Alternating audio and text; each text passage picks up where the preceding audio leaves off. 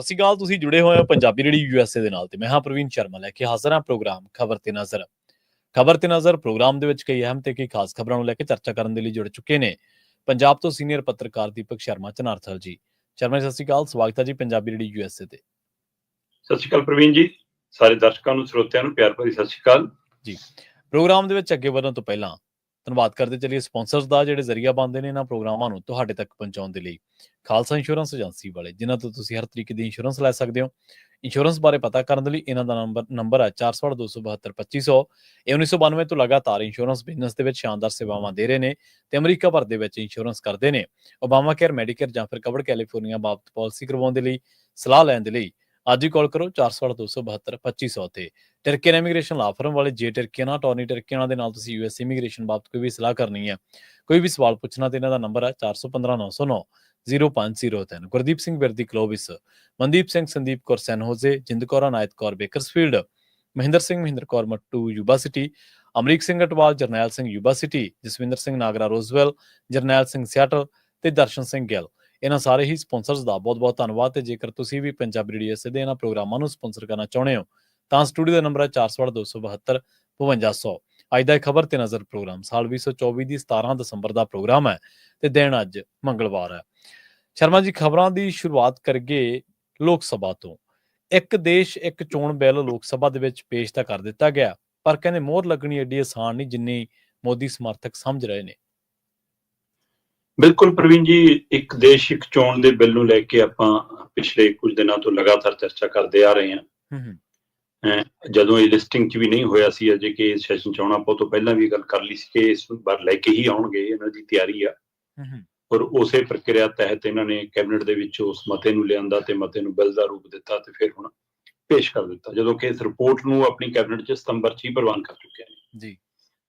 ਰਾਮਨਾਥ ਕੋਵਿੰਦ ਹੋਰਾਂ ਦੀ ਅਗਵਾਈ ਦੇ ਵਿੱਚ ਬਣੀ ਕਮੇਟੀ ਵੱਲੋਂ ਇੱਕ ਦੇਸ਼ ਇੱਕ ਚੋਣ ਦੇ ਜਿਹੜੇ ਖਰੜੇ ਨੂੰ ਤਿਆਰ ਕਰਕੇ ਉਸ ਨੂੰ ਮਤੇ ਦੇ ਰੂਪ 'ਚ ਇਹਨਾਂ ਨੂੰ ਸੌਂਪਿਆ ਗਿਆ, ਜਿਸ ਤੇ ਕੈਬਨਿਟ ਨੇ ਮੋਹਰ ਲਾ ਕੇ ਬਿੱਲ ਲਿਆਂਦਾ ਤੇ ਬਿੱਲ ਨੂੰ ਕੱਲ ਇਸ 17 ਦਸੰਬਰ ਨੂੰ 17ਵੇਂ ਦਿਨ ਸਰਬਉੱਚ ਇਜਲਾਸ ਦੇ ਸੈਸ਼ਨ ਦੇ ਵਿੱਚ ਇਹਨੂੰ ਪੇਸ਼ ਕੀਤਾ ਗਿਆ।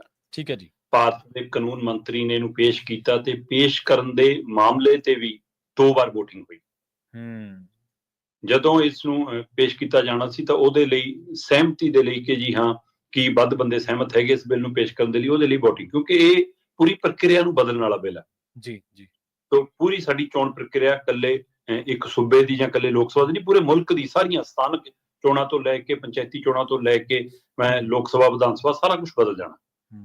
ਸੋ ਉਸ ਨੂੰ ਲੈ ਕੇ ਜੋ ਪ੍ਰਕਿਰਿਆ ਹੈ ਉਹਦੇ ਤਹਿਤ ਇਸ ਬਿੱਲ ਨੂੰ ਪੇਸ਼ ਕਰਨ ਤੋਂ ਪਹਿਲਾਂ ਕਿ ਕਿਹੜੇ ਵੱਧ ਨੇ ਸਹਿਮਤ ਨੇ ਜਾਂ ਨਹੀਂ ਨੇ, ਉਹਦੇ ਤੇ ਜਦੋਂ VOTING ਦੀ ਪ੍ਰਕਿਰਿਆ ਆਈ ਤਾਂ ਪਹਿਲੀ ਵਾਰ ਭਾਰਤ ਦੀ ਸੰਸਦ ਦੇ ਵਿੱਚ ਇਲੈਕਟ੍ਰੋਨਿਕ VOTING ਰਾਹੀਂ ਵੋਟ ਪਈ ਇਸ ਪ੍ਰਕਿਰਿਆ ਲਈ ਜੀ। ਸੋ ਨਵੀਂ ਸੰਸਦ ਆ, ਉਹਦੇ ਵਿੱਚ ਜਦੋਂ ਵੋਟ ਪੈਣ ਦੀ ਪ੍ਰਕਿਰਿਆ ਹੋਈ ਤਾਂ ਉਸ ਸਮੇਂ 369 ਮੈਂਬਰ ਸਾਡੇ ਮੌਜੂਦ ਸੀਗੇ, ਜਦੋਂ ਕਿ ਹੈ ਤਾਂ 467 ਦੇ ਕਰੀਬ ਸੀਗੇ, ਪਰ 369 ਸੀ ਜਿਨ੍ਹਾਂ ਨੇ ਇਸ VOTING 'ਚ ਹਿੱਸਾ ਲਿਆ। ਠੀਕ ਹੈ ਜੀ। ਤਾਂ 369 ਨੇ ਜਦੋਂ ਹਿੱਸਾ ਲਿਆ ਤਾਂ ਉਹਦੇ ਵਿੱਚੋਂ 220 ਨੇ ਹੱਕ 'ਚ ਵੋਟ ਪਾਈ ਤੇ 149 ਨੇ ਵਿਰੋਧ 'ਚ ਵੋਟ ਪਾਈ ਜੀ। ਪਰ ਜਿਹੜੇ ਬਾਕੀ ਮੈਂਬਰ ਸੀ ਉਹਨਾਂ ਨੇ ਕਿਹਾ ਕਿ ਵੀ ਸਾਨੂੰ ਇਹ ਮਨਜ਼ੂਰ ਨਹੀਂ ਹੈ, ਇਲੈਕਟ੍ਰੋਨਿਕ ਤਰੀਕੇ ਨਾਲ ਪਰਚੀ ਨਾਲ VOTING ਹੋਣੀ ਚਾਹੀਦੀ ਹੈ। ਠੀਕ ਹੈ। ਸੋ ਇੱਕ ਤਰ੍ਹਾਂ ਨਾਲ ਇਸ ਪ੍ਰਕਿਰਿਆ ਨੂੰ, ਬਿੱਲ ਪੇਸ਼ ਕਰਨ ਵਾਲੀ ਪ੍ਰਕਿਰਿਆ ਨੂੰ 2 ਵਾਰ ਨਿਭਾਉਣਾ ਪਿਆ। ਫਿਰ ਬਾਕੀਆਂ ਨੂੰ ਪਰਚੀ ਰਾਹੀਂ ਜਦੋਂ ਵੋਟ ਪਵਾਈ ਤਾਂ ਪਰਚੀ ਵਾਲੇ ਮਾਮਲੇ ਫਿਰ ਕੁੱਲ 467 ਮੈਂਬਰ ਹੋ ਗਏ। 467 ਮੈਂਬਰਾਂ ਦੇ ਵਿੱਚੋਂ 269 ਮੈਂਬਰਾਂ ਨੇ ਹੱਕ 'ਚ ਵੋਟ ਪਾਈ ਜੀ ਔਰ 198 ਮੈਂਬਰਾਂ ਨੇ ਵਿਰੋਧ 'ਚ ਵੋਟ ਪਾਈ। ਠੀਕ ਹੈ। ਉਹ ਤੋਂ ਬਾਅਦ ਬਿੱਲ ਫਿਰ ਪੇਸ਼ ਹੋ ਗਿਆ। ਸੋ ਜਦੋਂ ਬਿੱਲ ਪੇਸ਼ ਹੋਇਆ ਤਾਂ ਬਿਲਕੁਲ ਇਹ ਮੁੱਦਾ ਆਇਆ ਜੀ ਕਿ ਇਹਨੂੰ ਕਮੇਟੀ ਨੂੰ, ਸਥਾਨਕ ਕਮੇਟੀ ਨੂੰ ਸੌਂਪਿਆ ਜਾਵੇ, ਹੈ ਨਾ। ਉਸ ਕਮੇਟੀ ਦੀ ਇੱਕ ਪ੍ਰਕਿਰਿਆ ਹੈ ਕਿ ਰਾਜਨੀਤਿਕ ਪਾਰਟੀਆਂ ਦੇ ਕਿੰਨੇ ਨੁਮਾਇੰਦੇ ਨੇ, ਉਹਦੇ ਹਵਾਲੇ ਨਾਲ ਉਹ ਕਮੇਟੀ ਦੀ ਰੂਪਰੇਖਾ। ਸੋ ਇਹ ਅਮਿਤ ਸ਼ਾਹ ਨੇ ਜਦੋਂ ਕਿਹਾ, ਬਿਲਕੁਲ ਜੀ, ਇਹ ਕੈਬਨਿਟ ਜਦੋਂ ਆਇਆ ਸੀ ਤਦ ਵੀ ਅਸੀਂ ਵਿਚਾਰਿਆ ਸੀਗਾ ਨਰਿੰਦਰ ਮੋਦੀ ਜੀ ਦੀ ਇੱਛਾ ਕਿ ਇਸ ਨੂੰ ਉਸ ਕਮੇਟੀ ਕੋਲ ਭੇਜਿਆ ਜਾਵੇ, ਇਸ ਲਈ ਕਮੇਟੀ ਕੋਲ ਜਾਏਗਾ। ਤੇ ਓਮ ਬਿਰਲਾ ਹੋਰਾਂ ਨੇ ਵੀ ਕਿਹਾ ਕਿ ਕੋਈ ਚਿੰਤਾ ਨਾ ਕਰੋ, ਜਿੰਨੀ ਦੇਰ ਚਾਹੋਗੇ, ਜਿੰਨੇ ਦਿਨ ਚਾਹੋਗੇ, ਪਰ ਆਪਾਂ ਚਰਚਾ ਕਰਾਂਗੇ।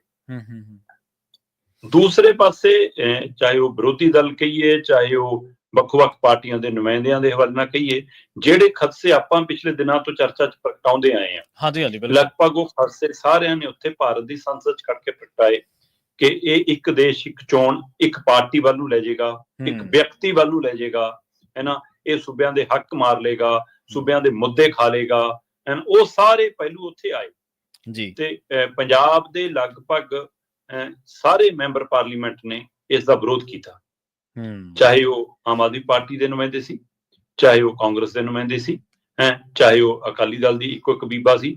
ਸੋ ਇਹਨਾਂ ਸਾਰਿਆਂ ਨੇ ਉੱਥੇ ਵਿਰੋਧ ਪ੍ਰਗਟਾਇਆ ਆਪਣਾ। ਜੀ ਜੀ। ਸੋ ਇਹ ਸਾਰੀ ਪ੍ਰਕਿਰਿਆ ਦੇ ਬਾਵਜੂਦ ਵੀ ਪਹਿਲੀ ਨਜ਼ਰ ਇਹ ਲੱਗਦਾ ਕਿ ਅਗਲਿਆਂ ਕੋਲ ਬਹੁਮਤ ਹੈਗਾ ਤੇ ਤੁਹਾਡਾ ਰੌਲਾ ਰੱਪਾ ਕੀ ਕੰਮ ਆਏਗਾ। ਬਿਲਕੁਲ ਜੀ, ਇਹ ਸਵਾਲ ਵੱਡਾ ਹੈ।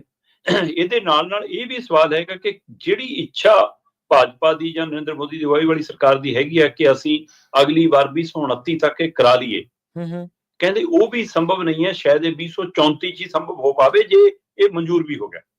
ਠੀਕ ਹੈ। ਇੱਕ ਪਹਿਲੂ ਤਾਂ ਇਹ ਸਵਾਲ 29 ਔਰ 34 ਦਾ ਨਹੀਂ ਹੈ, ਸਵਾਲ ਨਿਯਮ ਦਾ ਹੈ।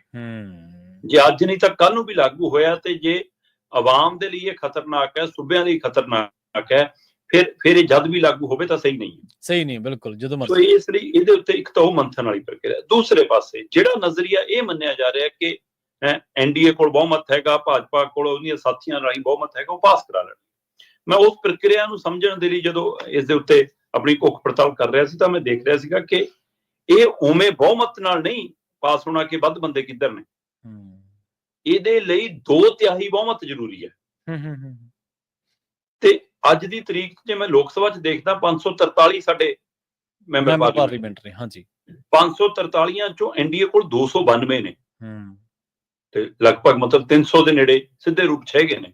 ਸੋ 292 ਉਹਨਾਂ ਕੋਲ ਨੇ, ਪਰ ਜੇ ਉਹਨਾਂ ਨੇ 2/3 ਨਾਲ ਪਾਸ ਕਰਾਉਣਾ ਹੈ, ਸਰਬਸੰਮਤੀ ਨਾਲ ਇਹ ਆਪਣੇ ਹੱਕ 'ਚ ਕਰਾਉਣਾ ਹੈ ਨਾ, ਤਾਂ ਉਹਨਾਂ ਨੂੰ 362 ਦਾ ਸਾਥ ਚਾਹੀਦਾ। 292 ਐਨਡੀਏ ਕੋਲ ਹੈਗੇ ਨੇ, ਬੀਜੇਪੀ ਔਰ ਉਹਨਾਂ ਦੇ ਬਾਕੀ ਦਲਾਂ ਦੇ ਮਿਲਾ ਕੇ, ਪਰ ਚਾਹੀਦੇ ਨੇ 362। ਫਿਰ ਮੈਂ ਰਾਜ ਸਭਾ 'ਚ ਦੇਖਦਾ, ਰਾਜ ਸਭਾ 'ਚ ਸਾਡੇ ਕੋਲ ਕੁੱਲ ਮਤਲਬ ਕਿ ਜੇ 245 ਮੈਂਬਰ ਨੇ ਤਾਂ ਉਹਨਾਂ ਚੋਂ 112 ਇਹਨਾਂ ਕੋਲ ਨੇ ਜੀ, ਭਾਜਪਾ ਤੇ ਐਨਡੀਏ ਕੋਲ। ਤੇ ਜਿਹੜੇ 6 ਨਾਮਜ਼ਦ ਕੀਤੇ ਨੇ ਉਹ ਵੀ ਇਹਨਾਂ ਦੇ ਪਾਲੇ 'ਚ ਜੇ ਗਿਣੇ ਜਾਂਦੇ ਤਾਂ 118 ਨੇ ਇਹਨਾਂ ਕੋਲ। 245 ਚੋਂ 118 ਨੇ, ਪਰ ਜੇਕਰ ਇੱਥੇ ਵੀ ਉਸੇ ਤਰੀਕੇ ਨਾਲ ਇਹਨਾਂ ਨੇ ਮੋਹਰ ਲਵਾਉਣੀ ਹੈ ਦਿੱਤੇ ਲੋਕ ਸਭਾ ਤੋਂ ਬਾਅਦ ਤਾਂ 164 ਚਾਹੀਦੇ ਨੇ। ਜੀ ਜੀ, ਹੈਗੇ 118, ਚਾਹੀਦੇ 164 ਨੇ, ਉਧਰ ਹੈਗੇ 292, ਚਾਹੀਦੇ 362 ਨੇ। ਠੀਕ ਹੈ। ਸੋ ਇਸ ਪ੍ਰਕਿਰਿਆ ਦੇ ਉੱਤੇ ਹੈ ਕਿ ਫਿਰ ਇਹਨਾਂ ਲਈ ਆਸਾਨ ਨਹੀਂ ਹੈ। ਮੈਂ ਆਸਾਨ ਸ਼ਬਦ ਵਰਤ ਰਿਹਾ, ਅਸੰਭਵ ਨਹੀਂ ਵਰਤ ਰਿਹਾ, ਕਿਉਂਕਿ ਇਹਨਾਂ ਨੂੰ ਅਸੰਭਵ ਨੂੰ ਸੰਭਵ ਕਰਨਾ ਆਉਂਦਾ ਹੈ। ਇਹ ਪਿਛਲੇ ਦਿਨਾਂ ਦੇ ਵਿੱਚ ਜਿਹੜਾ ਤਰੀਕਾ ਇੰਦਰਾ ਰਾਜੀਵ ਹੋਣੀ ਅਪਣਾਉਂਦੇ ਸੀਗੇ ਕਿ ਜਿਹੜੇ ਸੂਬੇ 'ਚ ਸਾਡੀ ਸਰਕਾਰ ਨਹੀਂ ਬਣੀ ਉੱਥੇ ਡੇਗ ਦਿਆਂਗੇ, ਉਸ ਸੂਬੇ 'ਚ ਕਿਸੇ ਨੂੰ ਸਮਰਥਨ ਦੇ ਦਿਓ, ਉਹਦੀ ਸਰਕਾਰ ਬਣਾ ਦਿਓ, ਬਾਅਦ ਚੋਂ ਵਿਸਾਖੀਆਂ ਆਪਣੀਆਂ ਖਿੱਚ ਲਓ, ਸਰਕਾਰ ਡੇਗ ਲਓ, ਦੁਬਾਰਾ ਚੋਣਾਂ ਜਾਓ ਤੇ ਆਪ ਬਣ ਕੇ ਆ ਜਾਓ। ਇਹਨਾਂ ਨੇ ਉਹ ਤੋਂ ਇੱਕ ਕਦਮ ਅੱਗੇ ਪੁੱਟਿਆ। ਅੱਛਾ, ਇਹ ਕਹਿੰਦੇ ਵੀ ਰਾਜਪਾਲ ਸਾਡਾ, ਅੱਧੀ ਰਾਤ ਨੂੰ ਠਾਲੋ, ਦੂਏ ਦਿਨ ਫੋਕ 'ਚ ਐਮਐਲਏ ਤੋੜੋ, ਆਪਣੇ ਵਾਲੇ ਪਾਸੇ ਬਿਠਾਓ। ਚਾਹੇ ਆਪਣੇ ਤਾਂ ਨਾ ਪਿੰਡ 'ਚ ਇਹ ਵੀ ਹੁੰਦਾ ਕਿ ਜੇ ਕੋਈ ਬੰਦਾ ਸਰਪੰਚ ਲੜਿਆ ਹੋਵੇ, ਬਣਿਆ ਜਾਂ ਨਹੀਂ ਬਣਿਆ ਉਹ ਵੀ ਛੱਡੋ, ਜੇ ਸਰਪੰਚ ਲੜਿਆ ਹੋਵੇ ਤਾਂ ਵੀ ਜੇ ਅਗਲੀ ਵਾਰ ਉਹ ਪੰਚ 'ਚ ਖੜਾ ਹੋ ਜਾਵੇ ਉਹਨੂੰ ਲੋਕ ਮਜ਼ਾਕ ਕਰਨ ਜਾਂਦੇ ਕਿ ਤੂੰ ਪਤੰਦਰਾ ਸਰਪੰਚ ਹੀ ਬਣ ਨੂੰ ਕਹਿੰਦਾ ਪੰਚ ਲੜੇਗਾ। ਤੇ ਇਹਨਾਂ ਨੇ ਉਹ ਸਿਧਾਂਤ ਵੀ ਲਾਂਭੇ ਰੱਖਤੇ ਕਿ ਇੱਕ ਵਾਰ ਬੰਦਾ ਇਹਨਾਂ ਦਾ ਮੁੱਖ ਮੰਤਰੀ ਹੁੰਦਾ, ਅਗਲੀ ਵਾਰ ਉਪ ਮੁੱਖ ਮੰਤਰੀ ਬਣ ਜਾਂਦਾ ਹੈ, ਅਗਲੀ ਵਾਰ ਮੁੱਖ ਮੰਤਰੀ ਹੁੰਦਾ ਫਿਰ ਉਪ ਮੁੱਖ ਮੰਤਰੀ ਬਣ ਜਾਂਦਾ। ਕੁਛ ਵੀ ਆ ਮਹਾਰਾਸ਼ਟਰ ਦਾ ਦ੍ਰਿਸ਼ ਤੁਹਾਡੇ ਸਾਹਮਣੇ ਹੈ। ਹਾਂਜੀ ਹਾਂਜੀ। ਸੋ ਇਸ ਲਈ ਇਹਨਾਂ ਦਾ ਮਕਸਦ ਸਿਰਫ ਤੇ ਸਿਰਫ ਕੰਟਰੋਲ ਕਰਨਾ, ਸੱਤਾ 'ਚ ਆਪਣੇ ਆਪ ਨੂੰ ਰੱਖਣਾ। ਸੋ ਜੇ ਉਹ ਪ੍ਰਕਿਰਿਆ ਸੂਬਿਆਂ 'ਚ ਅਪਣਾ ਸਕਦੇ ਨੇ ਸਰਕਾਰਾਂ ਡੇਗਣ ਲਈ, ਬਣਾਉਣ ਲਈ, ਜੋੜਨ ਤੋੜਨ ਲਈ, ਤਾਂ ਕੀ ਇੱਥੇ ਵੀ ਇਹਨਾਂ ਲਈ ਮੁਸ਼ਕਲ ਹੈ? 292 ਦੇ ਅੰਕੜੇ ਨੂੰ 362 'ਚ ਬਦਲਣਾ, 118 ਨੂੰ 164 'ਚ ਬਦਲਣਾ, ਉਹਦੇ ਲਈ ਤਰੀਕਾ ਕੀ ਹੈ? ਜਿਹੜਾ ਤਾਂ ਸਹੀ ਤਰੀਕਾ ਹੈ, ਜੋ ਲੱਗ ਰਿਹਾ ਕਿ ਇਸ ਵਾਰ ਇਹ ਉਸ ਨੀਤੀ ਤੇ ਜਾਣਾ ਚਾਹੁੰਦੇ ਨੇ, ਇਹ ਇਸ ਬਿੱਲ ਨੂੰ ਸਹਿਮਤੀ ਨਾਲ ਪਾਸ ਕਰਾਉਣਾ ਚਾਹੁੰਦੇ ਨੇ। ਜਿਸ ਤਰ੍ਹਾਂ ਦਾ ਕੱਲ ਓਮ ਬਿਰਲਾ ਹੋਰਾਂ ਦਾ, ਅਮਿਤ ਸ਼ਾਹ ਹੋਰਾਂ ਦਾ ਜਾਂ ਬਾਕੀ ਲੀਡਰਸ਼ਿਪ ਦਾ ਜੋ ਢੰਗ ਤਰੀਕਾ ਸੀ, ਉਹ ਤੋਂ ਲੱਗਦਾ ਹੈ ਕਿ ਚਾਹੁੰਦੇ ਨੇ ਕਿ ਇਹਦੇ ਪਰ ਸਹਿਮਤੀ ਬਣਾ ਲਈ ਜਾਵੇ, ਸਹਿਮਤੀ ਨਾਲ ਹੀ ਪਾਸ ਹੋ ਜਾਵੇ। ਇਸ ਲਈ ਥੋੜਾ ਜਿਹਾ ਲੰਬਾ ਵੀ ਖਿੱਚ ਜਾਵੇ। ਪਰ ਜਿਹੜਾ ਦੂਜਾ ਤਰੀਕਾ, ਕੀ ਇਹ ਈਡੀ ਵਾਲਾ ਫਾਰਮੂਲਾ ਵਰਤਣਗੇ, ਏਜੰਸੀਆਂ ਵਾਲਾ, ਕੀ ਇਹ ਸੀਬੀਆਈ ਵਾਲਾ ਤਰੀਕਾ ਵਰਤਣਗੇ, ਡਰਾਉਣ ਧਮਕਾਉਣ ਵਾਲਾ, ਜਾਂ ਫਿਰ ਜਿਹੜਾ ਖਰੀਦੋ ਫਰੋਖਤ ਵਾਲਾ ਤਰੀਕਾ ਹੈ ਕਿ ਉਹ ਵਰਤਿਆ ਜਾਊਗਾ? ਸੋ ਹਰ ਤਰੀਕਾ ਹੈਗਾ, ਪਰ ਉਹ ਕਿਹੜਾ ਵਰਤਿਆ ਜਾਂਦਾ ਤੇ ਤਾਂ ਵੀ ਇਹਨਾਂ ਲਈ ਆਸਾਨ ਨਹੀਂ ਲੱਗਦੀ ਸਥਿਤੀ, ਕਿਉਂਕਿ ਇਹ ਵਿਰੋਧੀ ਧਿਰ ਵੀ ਹੁਣ ਜਵਾਬਦੇਹ ਹੈ। ਉਹਨਾਂ ਦੇ ਉੱਤੇ ਵੀ ਲੋਕਾਂ ਦੀ ਨਜ਼ਰ ਹੈ। ਔਰ ਖਾਸ ਕਰਕੇ ਪ੍ਰਵੀਨ ਜੀ, ਇਹ ਇੱਕ ਦੇਸ਼ ਇੱਕ ਚੋਣ ਵਾਲਾ ਬਿੱਲ ਜੀ, ਇਹ ਇਕੱਲੇ ਲੋਕ ਸਭਾ ਦੇ ਮੈਂਬਰਾਂ ਦਾ, ਰਾਜ ਸਭਾ ਦੇ ਮੈਂਬਰਾਂ ਦਾ ਮੁੱਦਾ ਨਹੀਂ ਹੈ। ਇਹ ਭਾਰਤ ਦੇ ਸਮੁੱਚੇ ਸੂਬਿਆਂ ਦੀ ਵਿਧਾਨ ਸਭਾ ਦਾ ਮਸਲਾ ਵੀ ਹੈ। ਔਰ ਉਹ ਤੋਂ ਗਾਂ ਆ ਕੇ ਸਥਾਨਕ ਚੋਣਾਂ ਤੋਂ ਲੈ ਕੇ ਪੰਚਾਇਤੀ ਚੋਣਾਂ ਤੱਕ ਦਾ ਮਸਲਾ ਵੀ ਹੈ। ਸੋ ਇਹਦਾ ਮਤਲਬ ਇਹ ਸਿੱਧਾ ਸਿੱਧਾ ਹਰ ਜਨ ਨਾਲ, ਹਰ ਮੈਂਬਰ ਨਾਲ, ਹਰ ਵੋਟਰ ਨਾਲ ਜੁੜਿਆ ਮਸਲਾ। ਸੋ ਮੈਨੂੰ ਲੱਗਦਾ ਕਿ ਇਹਦੀ ਚਰਚਾ ਕੱਲੀ ਸੰਸਦ 'ਚ ਨਹੀਂ, ਇਹਦੀ ਸਾਂਝੀ ਰਾਏ ਕੱਲੀ ਸੰਸਦ 'ਚ ਨਹੀਂ, ਪੂਰੇ ਮੁਲਕ ਦੀ ਰਾਏ ਨਾਲ ਬਣਨਾ ਚਾਹੀਦਾ। ਸੋ ਆਵਾਮ ਦੀ ਰਾਏ ਇਹਦੇ ਵਿੱਚੋਂ ਆਉਂਦੇ ਸਮੇਂ 'ਚ ਕੋਈ ਲਹਿਰ ਉੱਠਦੀ ਹੈ, ਕੋਈ ਇਹਦੇ ਉੱਤੇ ਮੰਗ ਉੱਠਦੀ ਹੈ, ਕੋਈ ਪ੍ਰਦਰਸ਼ਨ ਉੱਠਦੇ ਨੇ, ਜਾਂ ਲੋਕ ਆਪਣੇ ਹੀ 2 ਗੁਣਾ 2 4 'ਚ ਫਸੇ ਨੇ ਤੇ ਇਹ ਸਰਕਾਰਾਂ ਆਪਣਾ ਢੰਗ ਤਰੀਕਾ ਆਪਣਾ ਕੇ ਅੱਗੇ ਲੰਘ ਜਾਣਗੀਆਂ। ਪਰ ਫਿਲਹਾਲ ਇਹ ਬਿੱਲ ਆ ਗਿਆ, ਪਰ ਇਹਦਾ ਇੰਨੀ ਆਸਾਨੀ ਨਾਲ ਪਾਸ ਹੋਣਾ, ਤੇ ਮੋਹਰ ਲੱਗਣਾ ਅਜੇ ਆਸਾਨ ਨਹੀਂ ਲੱਗਦਾ। ਜੀ ਬਿਲਕੁਲ ਬਿਲਕੁਲ। ਪਰ ਇੱਥੇ ਲੋਕ ਸਭਾ ਤੇ ਰਾਜ ਸਭਾ ਦੇ ਇਤਿਹਾਸ ਦੇ ਵਿੱਚ ਜੋ ਕੁਝ ਵਾਪਰਿਆ ਉਹ ਕਿਸੇ ਤੋਂ ਲੁਕਿਆ ਵੀ ਨਹੀਂ ਹੈ। ਖੇਤੀ ਕਾਨੂੰਨਾਂ ਦੇ ਹਵਾਲੇ ਦੇ ਨਾਲ ਆਪਾਂ ਗੱਲ ਕਰ ਸਕਦੇ ਹਾਂ, ਜਿੱਥੇ ਕੋਈ ਮੈਜੋਰਟੀ ਕਿਸੇ ਤੋਂ ਪਾਸ ਹੋਣ ਦੀ ਕੋਈ ਜ਼ਰੂਰਤ ਹੀ ਨਹੀਂ ਮਹਿਸੂਸ ਕੀਤੀ ਗਈ। ਪਰ ਖੈਰ ਦੇਖਦੇ ਹਾਂ ਕੀ ਹੁੰਦਾ। ਪੰਜਾਬ ਪੁਲਿਸ ਦੀ ਗੱਲ ਕਰੀਏ, ਅਕਸਰ ਹੀ ਚਰਚਾਵਾਂ ਦੇ ਵਿੱਚ ਰਹਿੰਦੀ ਹੈ ਪੰਜਾਬ ਪੁਲਿਸ, ਕਿਉਂਕਿ ਫੋਰਸ ਦੇ ਵਿੱਚ ਵੱਖ-ਵੱਖ ਤਰ੍ਹਾਂ ਦੀਆਂ ਘਟਨਾਵਾਂ ਬਣਦੀਆਂ ਜਿਹੜੀਆਂ ਅਖਬਾਰਾਂ ਦੀਆਂ ਸੁਰਖੀਆਂ ਤੇ ਮੀਡੀਆ ਦੇ ਵਿੱਚ ਖਬਰਾਂ ਦਾ ਹਿੱਸਾ ਬਣਦੀਆਂ। ਹੁਣ ਕਹਿੰਦੇ ਪੰਜਾਬ ਪੁਲਿਸ ਨੇ ਇੱਕ ਹੋਰ ਕਾਰਾ ਕੀਤਾ, ਪੈਰਾਸੀਟਾਮੋਲ ਦੀ ਜਿਹੜੀ ਗੋਲੀ ਹੈ ਉਹਨੂੰ ਡਰੱਗ ਹੀ ਬਣਾ ਦਿੱਤਾ ਜੀ। ਪ੍ਰਵੀਨ ਜੀ, ਪੰਜਾਬ ਪੁਲਿਸ ਦੇ ਵਿੱਚ ਸੈਂਕੜੇ ਅਫਸਰ ਚੰਗੇ ਹੋਣਗੇ, ਹਜ਼ਾਰਾਂ ਦੀ ਗਿਣਤੀ 'ਚ ਮੁਲਾਜ਼ਮ ਚੰਗੇ ਹੋਣਗੇ, ਪਰ ਜਿਹੜਾ ਤੁਹਾਡਾ ਟਰੈਕ ਰਿਕਾਰਡ ਬਣ ਜਾਂਦਾ ਨਾ ਇੱਕ ਵਾਰ, ਉਹਨੂੰ ਤੋੜਨਾ ਬਹੁਤ ਮੁਸ਼ਕਲ ਹੁੰਦਾ। ਤੇ ਜੇ ਉਹ ਟੁੱਟਦਾ ਆ ਰਿਹਾ ਹੋਵੇ ਤੇ ਇੱਕ ਅੱਧੀ ਅਜਿਹੀ ਘਟਨਾ ਮੁੜ ਕੇ ਫਿਰ ਉੱਥੇ ਲਿਆ ਕੇ ਉਸੇ ਪੈਰਾਮੀਟਰ ਤੇ ਖੜਾ ਕਰ ਦਿੰਦੀ ਹੈ। ਹਾਂਜੀ ਹਾਂਜੀ ਬਿਲਕੁਲ। ਉਹ 80-90 ਦੇ ਦਹਾਕੇ ਦਾ ਇਹਨਾਂ ਦਾ ਜੋ ਕਾਰੇ ਕੀਤੇ ਪੰਜਾਬ ਪੁਲਿਸ ਦੇ ਅਧਿਕਾਰੀਆਂ ਨੇ, ਉਹ ਦਾਗ ਹੁਣ ਤੱਕ ਦੇ ਜਿਹੜੇ ਅਧਿਕਾਰੀ ਮੁਲਾਜ਼ਮ ਨੇ ਉਹਨਾਂ ਦੇ ਵਰਦੀਆਂ ਤੇ ਛੱਟੇ ਅਜੇ ਵੀ ਦਿਖਦੇ ਨੇ। ਸੋ ਉਹ ਅੱਛਾ, ਉੱਥੋਂ ਸਿੱਖਿਆ ਢੰਗ ਤਰੀਕਾ ਅਜੇ ਤੱਕ ਅੱਗੇ ਪਾਸ ਆਊਟ ਵੀ ਹੋਈ ਜਾਂਦਾ। ਉਸੇ ਚੋਂ ਉਹ ਕੜੱਤਣ, ਉਸੇ ਚੋਂ ਵਿਵਹਾਰ, ਉਸੇ ਚੋਂ ਤੁਹਾਡੀ ਉਹ ਬੋਲੀ ਉਹ ਤੁਰੀ ਆਉਂਦੀ ਆ ਉਸੇ ਤਰ੍ਹਾਂ ਦੀ। ਸੋ ਕਈ ਵਾਰ ਜਦੋਂ ਨਵੀਂ ਪਨੀਰੀ ਭਰਤੀ ਹੁੰਦੀ ਆ, ਨਵੇਂ ਮੁੰਡੇ ਕੁੜੀਆਂ ਆਉਂਦੇ ਆ, ਤਾਂ ਲੱਗਦਾ ਲੈ ਵੀ ਚੰਗਾ ਸੁਧਾਰ ਹੋਊਗਾ।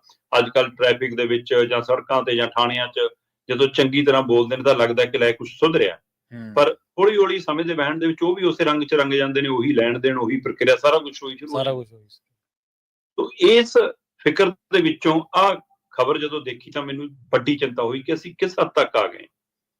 ਜਿਹੜੀ ਖਾਕੀ ਰੱਖਿਆ ਲਈ ਸੀਗੀ, ਜਿਹੜੀ ਖਾਕੀ ਲੋਕਾਂ ਦੀ ਸੇਵਾ ਲਈ ਸੀ, ਉਹ ਇਸ ਲਈ ਪੈਰਾਸੀਟਾਮੋਲ ਦੀ ਗੋਲੀ ਨੂੰ ਡਰੱਗ ਬਣਾਉਂਦੀ ਆ ਕਿਉਂਕਿ ਇੱਕ ਪੰਜਾਬ ਪੁਲਿਸ ਦੇ ਅਧਿਕਾਰੀ ਨੂੰ ਇੱਕ ਬੰਦੇ ਨੇ ਗੱਡੀ ਲੰਘਾਉਣ ਲਈ ਰਾਹ ਨਹੀਂ ਛੱਡਿਆ।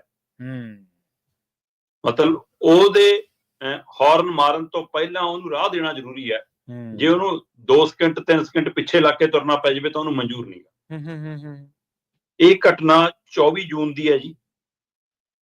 24 ਜੂਨ ਨੂੰ ਕਪੂਰਥਲੇ ਦਾ ਇੱਕ ਵਿਅਕਤੀ ਨੇ ਇੱਕ ਪੁਲਿਸ ਅਧਿਕਾਰੀ ਦੀ ਗੱਡੀ ਨੂੰ ਰਾਹ ਦੇਣ 'ਚ ਦੇਰੀ ਕਰਤੀ ਤੇ ਨਤੀਜਾ ਇਹਨਾਂ ਨੇ ਉਹਨੂੰ ਚੱਕ ਲਿਆ।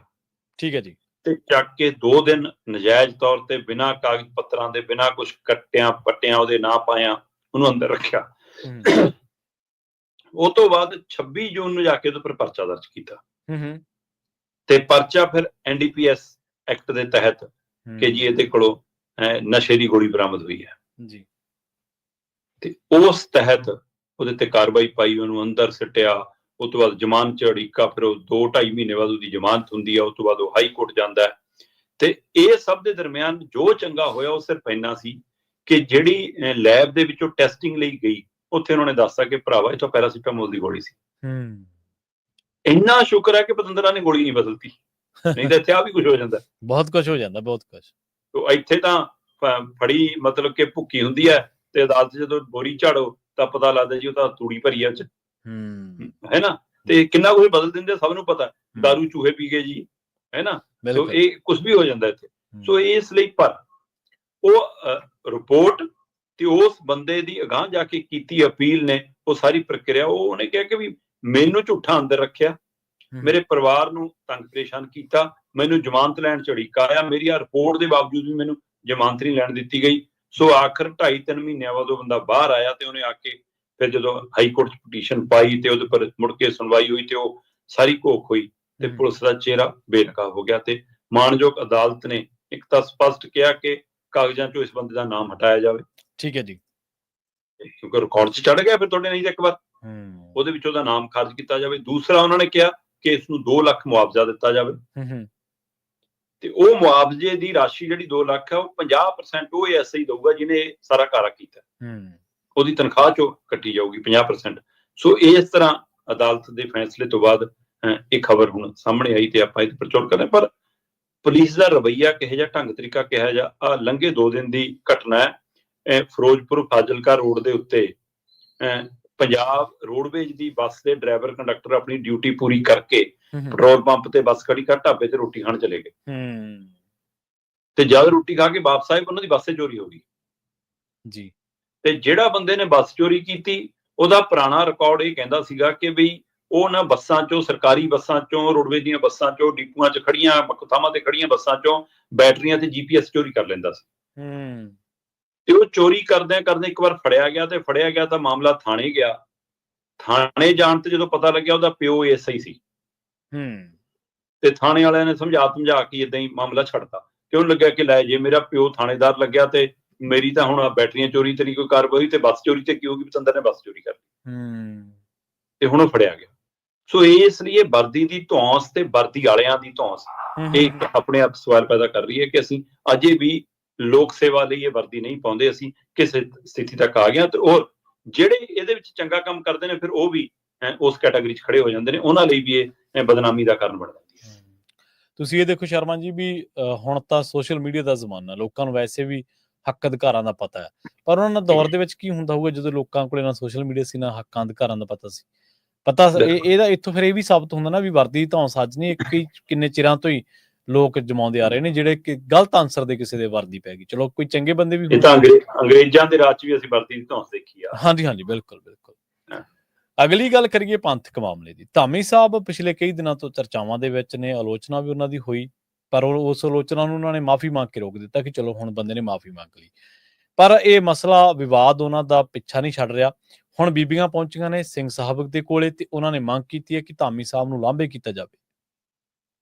ਬਿਲਕੁਲ ਜੀ, ਇਹਨਾਂ ਦਿਨਾਂ ਦੇ ਵਿੱਚ ਐਡਵੋਕੇਟ ਹਰਿੰਦਰ ਸਿੰਘ ਧਾਮੀ ਹੋਰੀ ਖਾਸੇ ਗਹਿਰੇ ਗੰਭੀਰ ਮਾਮਲੇ 'ਚ ਉਲਝ ਗਏ ਨੇ। ਹਾਂਜੀ ਇਹਦੇ ਨਾਲ ਇੱਕ ਪਾਸਾ ਇਹ ਵੀ ਹੈ ਕਿ ਜੇ ਧਾਮੀ ਹੋਰੀ ਉਲਝੇ ਨੇ ਤਾਂ ਉਹਦੇ ਨਾਲ ਸੁਖਬੀਰ ਬਾਦਲ ਉਹਨਾਂ ਦੇ ਅਸਤੀਫਿਆਂ ਵਾਲਾ ਮਸਲਾ ਹੈ, ਉਹਨਾਂ ਦੇ ਰਾਜਨੀਤਿਕ ਤੌਰ ਤੇ ਉਹਨਾਂ ਪਹਿਲੂਆਂ ਤੇ ਮੰਨਣ ਵਾਲਾ ਮਸਲਾ, ਅਕਾਲੀ ਦਲ ਦੀ ਸਥਿਤੀ ਵਾਲਾ ਮਸਲਾ ਥੋੜਾ ਜਿਹਾ ਪਿਛਾਂ ਪੈ ਗਿਆ। ਬਿਲਕੁਲ ਸਹੀ ਹੈ, ਉਹਦੇ ਤੇ ਚਰਚਾ।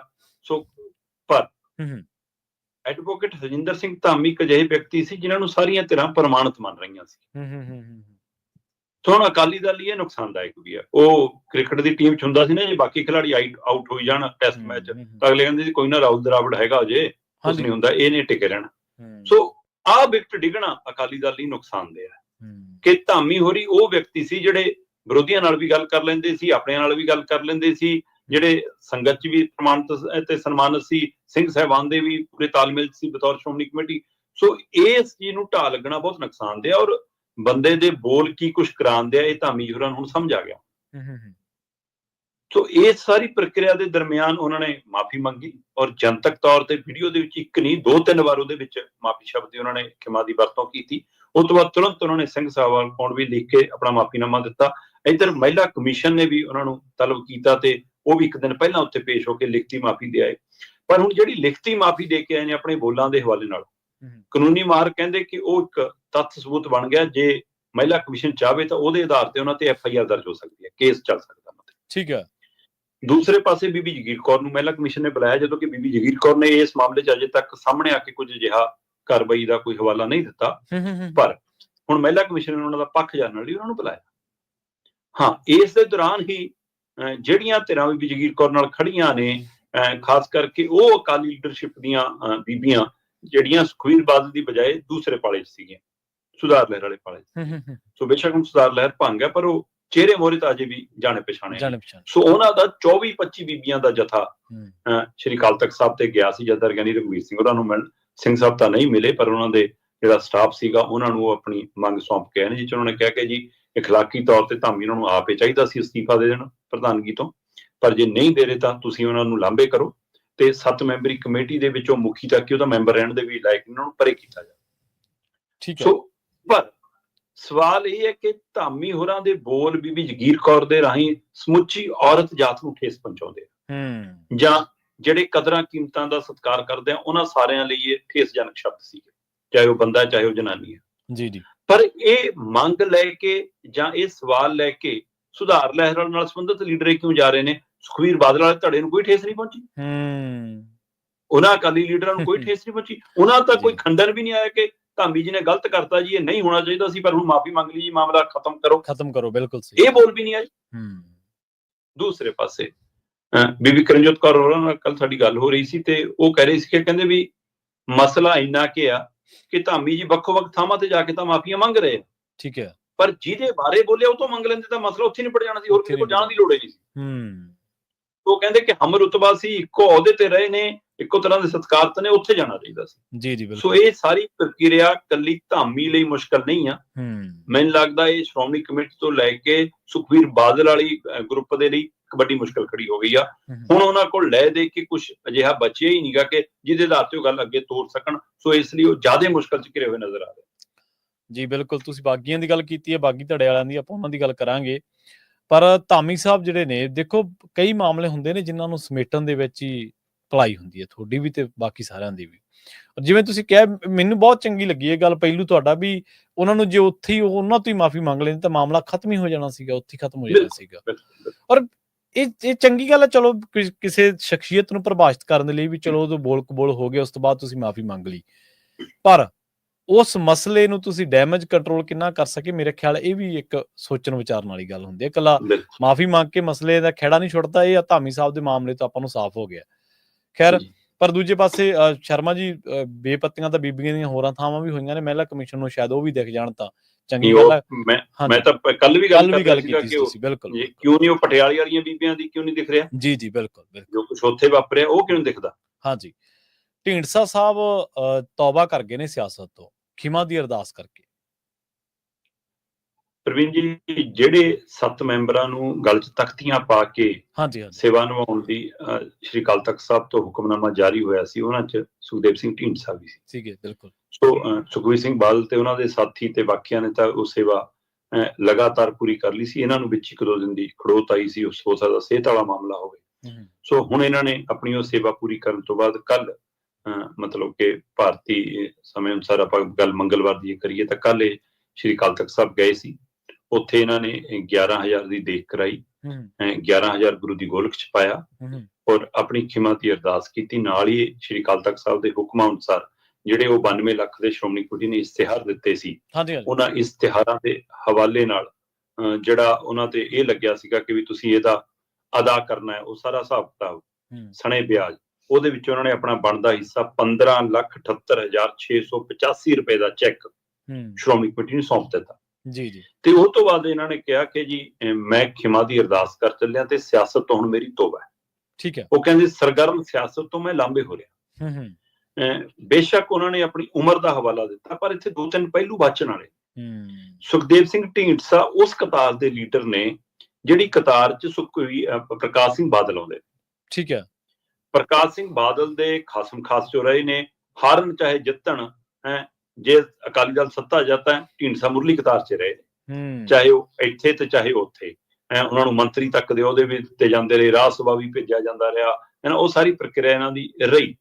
ਤੇ ਉਹ ਤੋਂ ਬਾਅਦ ਜਦੋਂ ਆਪਣੀ ਦੂਜੀ ਲਾਈਨ ਨੂੰ ਤਿਆਰ ਕਰਨਾ ਸੀ ਅਕਾਲੀ ਲੀਡਰਾਂ ਨੇ, ਤਾਂ ਉਹਦੇ ਲਈ ਸਾਰੇ ਲੀਡਰੇ ਆਪਣੇ ਪੁੱਤ ਪੋਤੇ ਲਿਆਏ ਤੇ ਉਹਨਾਂ ਚ ਢੀਂਡਸਾ ਵੀ ਦੂਜਿਆਂ ਲੀਡਰਾਂ ਤੋਂ ਵੱਖਰੇ ਨਹੀਂ ਸੀ। ਜੇ ਪ੍ਰਕਾਸ਼ ਸਿੰਘ ਬਾਦਲ ਆਪਣੇ ਭਤੀਜੇ ਤੇ ਮੁੰਡੇ ਨੂੰ ਗਾਂਹ ਕਰ ਰਹੇ ਸੀ, ਹੈਨਾ, ਤੇ ਹਰਸਿਮਰਤ ਨੂੰ ਆਪਣੀ ਨੂੰਹ ਨੂੰ ਅੱਗੇ ਕਰ ਰਹੇ ਸੀ, ਤਾਂ ਨੂੰਹ ਆਪਣੇ ਭਰਾ ਨੂੰ ਗਾਂਹ ਵਧਾ ਰਹੀ ਆ, ਹੈਨਾ। ਬਾਦਲ ਸਾਹਿਬ ਆਪਣੇ ਜਵਾਈ ਨੂੰ ਵੀ ਅੱਗੇ ਵਧਾ ਰਹੇ ਨੇ, ਇੱਕੋ ਟੱਬਰ ਚੋਂ 5-5 6-6 ਜਣੇ ਆ ਰਹੇ ਨੇ, ਤਾਂ ਫਿਰ ਚੰਦੂ ਮਾਜਰਾ ਵੀ ਆਪਣੇ ਮੁੰਡੇ ਲੈ ਕੇ ਆ ਰਿਹਾ, ਢੀਂਡਸਾ ਵੀ ਆਪਣੇ ਮੁੰਡੇ ਲੈ ਕੇ ਆ ਰਿਹਾ, ਹੈਨਾ, ਲੰਗਾ ਤੇ ਮਤਲਬ ਸੇਖਵਾਂ ਵੀ ਆਪਣੇ ਨਿਆਣੇ ਲੈ ਕੇ ਆ ਰਿਹਾ, ਸਾਰੇ ਆਪਣੇ ਲੀਡਰ ਆਪਣੇ ਨਿਆਣਿਆਂ ਨੂੰ ਅੱਗੇ ਵਧਾਉਣ ਲੱਗ ਪਏ। ਉਹ ਪ੍ਰਕਿਰਿਆ ਲਗਾਤਾਰ ਜਾਰੀ ਰਹੀ। ਉਸ ਪ੍ਰਕਿਰਿਆ ਚ ਢੀਂਡਸਾ ਵੀ ਉਸੇ ਕਤਾਰ ਚ ਆਉਂਦੇ ਨੇ। ਪਰ ਹੁਣ ਢੀਂਡਸਾ ਹੋਰੀ ਇਹ ਕਹਿ ਕੇ ਕਿ ਜੀ ਮੇਰੀ ਉਮਰ ਹੋ ਗਈ, ਮੈਂ ਹੁਣ ਬਹੁਤ ਕਰ ਲਿਆ, ਮੈਂ ਲਾਂਭੇ ਹੋਣਾ। ਤੁਸੀਂ ਲਾਂਭੇ ਹੋਏ ਹੋ, ਤੁਸੀਂ ਅਜੇ ਵੀ ਇਹ ਨਹੀਂ ਕਿਹਾ ਕਿ ਮੈਂ ਤੇ ਪਰਮਿੰਦਰ ਲਾਂਭੇ ਹੁੰਨੇ ਆ। ਹਾਂਜੀ ਹਾਂਜੀ ਬਿਲਕੁਲ। ਸ਼੍ਰੀ ਅਕਾਲ ਤਖਤ ਸਾਹਿਬ ਤੋਂ ਤਾਂ ਸਪਸ਼ਟ ਕਿਹਾ ਗਿਆ ਕਿ ਆ ਸਾਰੀ ਲੀਡਰਸ਼ਿਪ ਨਕਾਰ ਹੈ। ਇਹ ਲੀਡਰਸ਼ਿਪ ਨੇ ਪੰਥਕ ਸਿਧਾਂਤਾਂ ਦਾ ਘਾਣ ਕੀਤਾ, ਇਹਨਾਂ ਨੇ ਸਿੱਖੀ ਸਿਧਾਂਤਾਂ ਦਾ ਘਾਣ ਕੀਤਾ, ਇਹਨਾਂ ਨੇ ਅਕਾਲੀ ਦਲ ਦੇ ਸਿਧਾਂਤਾਂ ਦਾ ਘਾਣ ਕੀਤਾ। ਇਸ ਲਈ ਤਾਂ ਪ੍ਰਮਾਣਿਤ ਨੇ ਉਹਨੂੰ ਪਰੇ ਕਰੋ। ਉੱਥੋਂ ਤਾਂ ਹੋ ਗਿਆ ਨਾ ਹੁਕਮਨਾਮਾ। ਸੋ ਜੇਕਰ ਉਸ ਹੁਕਮਨਾਮੇ ਦੇ ਪੈਮਾਨੇ 'ਚ ਮੈਂ ਦੇਖਦਾ ਤਾਂ ਸੁਖਦੇਵ ਸਿੰਘ ਢੀਂਡਸਾ ਨੇ ਕੀ ਸੁਖਬੀਰ ਬਾਦਲ ਹੋਰਾਂ ਦੀ ਨਵੀਂ ਚੁਣੌਤੀ ਖੜੀ ਕਰਤੀ ਕਿ ਲੋ ਭਾਈ ਮੈਂ ਛੱਡ ਚੱਲਿਆ, ਹੁਣ ਤੁਸੀਂ ਘੱਟੋ ਘੱਟ 6 ਤਾਂ ਛੱਡੋ। ਜਿਹੜੇ ਮੇਰੇ ਨਾਲ 7 ਜਣੇ ਅਸੀਂ ਸੀਗੇ, ਸੋ ਕੀ ਉਹਨਾਂ ਲਈ ਸਵਾਲ ਪਾਤਾ ਜਾਂ ਸਿਰਫ ਉਮਰ ਦੇ ਵੱਲ ਨਾ ਆਪੇ ਲਾਂਭੇ ਹੋ ਗਏ? ਪਰ ਅਜੇ ਵੀ ਸਾਨੂੰ 20 ਤਰੀਕ ਦਾ ਇੰਤਜ਼ਾਰ ਕਰਨਾ ਪੈਣਾ। ਉਸ ਦਿਨ ਦੇਖਦੇ ਹਾਂ ਕਿ ਅਜੇ ਵੀ ਸੱਚ ਝੂਠ ਕਿੰਨਾ ਅਕਾਲੀ ਦਲ ਬੋਲਦਾ ਹੈ, ਕਿੰਨਾ ਇਹ ਨਵੀਂ ਮੈਂਬਰਸ਼ਿਪ ਵੱਲ ਜਾਂਦਾ ਹੈ, ਅਸਤੀਫਿਆਂ ਵੱਲ ਜਾਂਦਾ ਕਿ ਨਹੀਂ ਜਾਂਦਾ। ਹੁਣ ਤਾਂ 20 ਤਰੀਕ ਵੀ ਦੂਰ ਨਹੀਂ ਹੈ। ਜੀ ਬਿਲਕੁਲ ਬਿਲਕੁਲ। ਤੇ ਜਾਰਜੀਆ ਦੇ ਵਿੱਚ ਜ਼ਹਿਰੀਲੇ ਧੂਏ ਨੇ 11 ਪੰਜਾਬੀਆਂ ਦੀ ਜਾਨ ਲੈ ਲਈ ਹੈ ਸ਼ਰਮਾ ਜੀ, ਬੜੀ ਮੰਦਭਾਗੀ ਘਟਨਾ ਵਾਪਰੀ ਹੈ। ਬਿਲਕੁਲ, ਬਹੁਤ ਮਾੜਾ ਵਰਤਾਰਾ ਹੈ। ਇਹ ਪੰਜਾਬੀਆਂ ਦਾ ਹੀ ਉੱਥੇ ਰੈਸਟੋਰੈਂਟ ਸੀਗਾ। ਜਾਰਜੀਆ ਦੀ ਜਿਹੜੀ ਮਤਲਬ ਉੱਥੇ ਦੀ ਰਾਜਧਾਨੀ ਹੈ, ਉਹ ਤੋਂ 100-120 ਕਿਲੋਮੀਟਰ ਦੀ ਦੂਰੀ ਤੇ, ਉਹਦੇ ਵਿੱਚ ਵੱਡੀ ਗਿਣਤੀ 'ਚ ਪੰਜਾਬੀ ਹੀ ਕੰਮ ਕਰ ਰਹੇ ਸੀਗੇ। ਮਤਲਬ ਉਹਦੇ ਵਿੱਚ ਪਤੀ ਪਤਨੀ ਦਾ ਜੋੜਾ ਵੀ ਸੀ, ਨਨਾਣ ਭਰਜਾਈ ਦਾ ਜੋੜਾ ਵੀ ਸੀ, ਹਨਾ। ਇੱਕ ਜਵਾਕ ਦਾ 26ਵਾਂ ਜਨਮ ਦਿਨ ਸੀਗਾ, ਉਹ ਰਾਤ ਨੂੰ ਮਨਾ ਕੇ ਆਪਣੀ ਮਾਂ ਨਾਲ ਵੀਡੀਓ ਕਾਲ ਤੇ ਗੱਲ ਕਰਕੇ ਸੁੱਤਾ ਸੀ ਤੇ ਸਵੇਰ ਨੂੰ ਉੱਠ ਗਈ। ਇਹ ਸਾਰੀ ਪ੍ਰਕਿਰਿਆ ਦੇ ਵਿੱਚ ਕਿਤੇ ਨਾ ਕਿਤੇ ਤਕਨੀਕੀ ਖਾਮੀ ਤੇ ਅਣਗਹਿਲੀ, ਦੋ ਚੀਜ਼ਾਂ ਉੱਪਰ ਕੇ ਸਾਹਮਣੇ ਆ ਰਹੀਆਂ। ਉਹ ਕਹਿੰਦੇ ਕਿ ਠੰਡ ਬਹੁਤ ਸੀ, ਸਾਰਾ ਕੁਝ ਬੰਦ ਕਰਕੇ, ਦਰਵਾਜ਼ੇ ਖਿੜਕੀਆਂ ਸਾਰਾ ਕੁਝ ਹੈ ਨਾ, ਉਹ ਸਾਰਾ ਕੁਝ ਬੰਦ ਕਰਕੇ ਸੁੱਤੇ ਸੀਗੇ ਤੇ ਰਾਤ ਨੂੰ ਪਾਵਰ ਕੱਟ ਹੋਇਆ ਤੇ ਪਾਵਰ ਕੱਟ ਦੇ ਨਾਲ ਕਹਿੰਦੇ ਜਨਰੇਟਰ ਆਪਣੇ ਆਪ ਔਨ ਹੋ ਗਿਆ ਤੇ ਉਹ ਜਨਰੇਟਰ ਦਾ ਧੂਆਂ ਜਾਂ ਜ਼ਹਿਰੀਲੀ ਗੈਸ, ਜਿਵੇਂ ਆਪਣੇ ਅੱਗੇ ਕਮਰਿਆਂ 'ਚ ਬਜ਼ੁਰਗ ਨਾ ਭੱਠੀ ਬਾਲ ਲੈਂਦੇ ਸੀ ਜਾਂ ਕੋਲੇ ਕੂਲੇ ਤਸਲੇ 'ਚ ਰੱਖ ਲੈਂਦੇ ਸੀ, ਤੇ ਕਮਰੇ 'ਚ ਦਰਵਾਜ਼ੇ ਤੁਸੀਂ ਬੰਦ ਕਰ ਲਓਗੇ ਤਾਂ ਉਹ ਅੰਦਰ ਚੁੱਪਚਾਪ ਉਹ ਗੈਸ ਇੰਨੀ ਸਾਇਲੈਂਟ ਅਟੈਕ ਕਰਦੀ ਹੈ ਕਿ ਬੰਦਾ ਸੁੱਤਾ ਹੀ ਰਹਿ ਜਾਂਦਾ, ਉਹਨੂੰ ਨੀਂਦ ਹੀ ਨਹੀਂ ਆਉਂਦੀ, ਮਤਲਬ ਕਿ ਉਹ ਖੁੱਲਦੀ ਹੋਣੀ ਨੀਂਦ ਉਹਦੀ ਹੈ।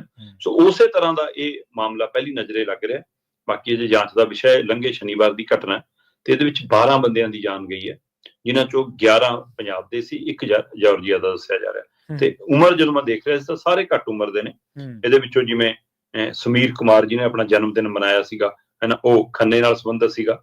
ਇਸੇ ਤਰ੍ਹਾਂ ਮਤਲਬ ਕਿ ਹਰਵਿੰਦਰ ਸਿੰਘ 26 ਸਾਲ ਦਾ, ਹਨਾ, ਤਲਵੰਡੀ ਸਾਬੋ ਨਾਲ ਸੰਬੰਧਿਤ ਸੀਗਾ। ਇਸੇ ਤਰ੍ਹਾਂ ਜਿਹੜਾ ਮੈਨੇਜਰ ਸੀਗਾ ਵਰਿੰਦਰ ਸਿੰਘ 33 ਸਾਲ ਦਾ, ਪਟਿਆਲੇ ਨਾਲ ਸੰਬੰਧਿਤ ਸੀਗਾ। ਫਿਰ ਸੰਦੀਪ ਸਿੰਘ 34 ਸਾਲ ਤਰਨਤਾਰਨ ਨਾਲ ਸੰਬੰਧਿਤ ਸੀਗਾ। ਰਵਿੰਦਰ ਕੁਮਾਰ 45 ਸਾਲ, ਹੈ ਨਾ, ਇਹ ਜਲੰਧਰ ਖੇਤਰ ਨਾਲ ਸੰਬੰਧਿਤ ਸੀਗਾ। ਗੁਰਵਿੰਦਰ ਕੌਰ 29 ਸਾਲ ਸੁਨਾਮ ਨਾਲ ਸੰਬੰਧਿਤ ਸੀ। ਅਮਰਿੰਦਰ ਕੌਰ 32 ਸਾਲ ਰਾਜਪੁਰ ਨਾਲ ਸੰਬੰਧਿਤ ਸੀ। ਰਵਿੰਦਰ ਸਿੰਘ 34 ਸਾਲ ਸੁਨਾਮ ਨਾਲ ਸੰਬੰਧਿਤ ਸੀ। ਮਨਿੰਦਰ ਸਿੰਘ ਕੌਰ 32 ਸਾਲ ਝੰਡਾ ਕਲਾਂ ਨਾਲ ਸੰਬੰਧਿਤ ਸੀ। ਗਗਨਦੀਪ ਸਿੰਘ 24 ਸਾਲ ਮੋਗੇ ਨਾਲ ਸੰਬੰਧਿਤ ਸੀ। ਸੋ ਇਹਨਾਂ 'ਚ ਇੱਕ ਵਿਅਕਤੀ ਹੈ ਜਿਹੜਾ 45 ਸਾਲਾਂ ਦਾ, ਬਾਕੀ ਸਾਰੇ 20, 22, 24, 29, 30 ਏਦਾਂ ਦੇ ਨੇ। ਸੋ ਇਹ ਲਗਭਗ ਇਹ ਆਪਣੇ ਜੀਵਨ ਨੂੰ ਸੁਖਾਲਾ ਕਰਨ ਦੇ ਲਈ, ਇਹਨਾਂ ਰੋਜ਼ਗਾਰ ਦੀ ਭਾਲ ਦੇ ਵਿੱਚ, ਚੰਗੀ ਜੀਵਨ ਆਪਣੇ ਪਰਿਵਾਰ ਨੂੰ ਪਿੱਛੇ ਦੇਣ ਦੇ ਲਈ ਉਸ ਆਸ-ਊਸ ਨਾਲ ਗਏ ਸੀਗੇ। ਸੋ ਇਹ ਵੱਡਾ ਝਟਕਾ।